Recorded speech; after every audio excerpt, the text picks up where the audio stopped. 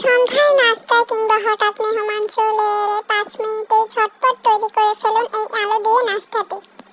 প্রথমে আলুকে গ্রেট করে ধুয়ে পরিষ্কার করে তার ভিতরে নিয়ে নিতে হবে পেঁয়াজ কুচি, ধনেপাতা, কাঁচামরিচ, স্বাদমতো লবণ, হলুদ গুঁড়ো, ধনে গুঁড়ো, মরিচ গুঁড়ো, গরম মশলার গুঁড়ো, গোলমরিচের গুঁড়ো, 1/3 কাপ আটা, 1 টিস্পুন চালের গুঁড়ো, 1 টিস্পুন বেসন, সয়া সস, 1/2 টিস্পুন কর্নফ্লাওয়ার এবং রান্নার তেল দিয়ে ভালো করে মাখিয়ে নিতে হবে।